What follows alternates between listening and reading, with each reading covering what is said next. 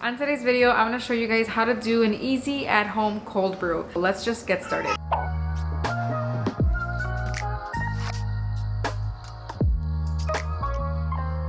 So as long as you have your French press coffee, your choice of almond milk, your choice of milk, and then just whatever you guys want to sweeten your coffee with.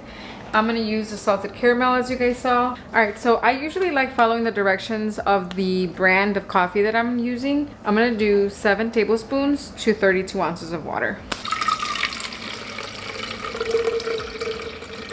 And I actually like this French press because you can make a lot, but this is all I'm gonna do for now, just for the video's sake.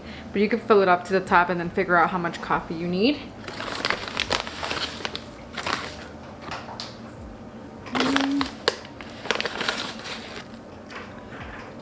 Once you have all your coffee in there, you just want to make sure you mix everything in. And you want to do this gently because you don't want all the coffee grounds to splatter on the sides of the French press. This French press comes with this and this. So today we're going to use this just to cover it so that it could sit with it covered overnight. This is going to go in the fridge. Usually the best is 12 to 24 hours. So that's what I'm going to do. It is 11 o'clock today. I'm gonna do at least 12 hours. It's gonna be definitely more than 12 hours because I'm not gonna touch it until tomorrow, maybe tomorrow morning. But yeah, this is the first step. And then tomorrow I'll show you guys how it looks after you brew the coffee for this long. And that's when we're gonna use this little gadget right here.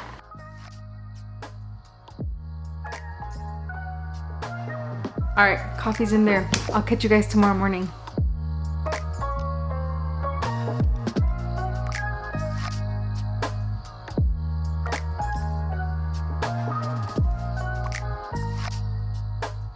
Alright guys, so it's been 24 hours and, well, a little bit, 25 hours to be exact.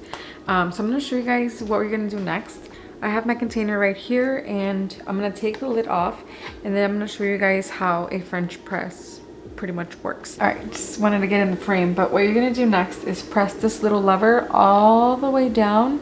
And what that does is that filter that's connected to the lever is gonna press through the coffee, steep everything out, and all you're gonna be left with is cold brew that is pretty much ready to drink. So let's do that right now.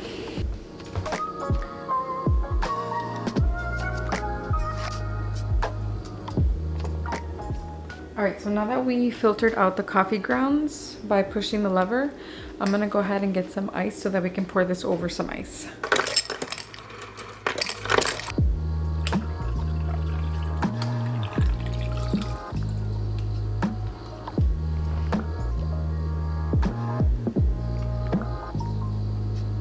Alright guys, so this is our cold brew iced coffee. I'm just gonna put a little bit of the salted caramel syrup.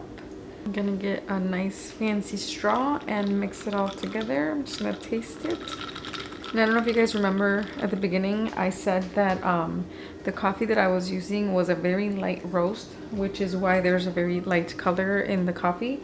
But just depending on how you like your coffee, you could always make sure that you choose your grounds depending on what you like. So if you guys want a more heavier roast, a more like bold one, then just make sure you get something that you think you'll like.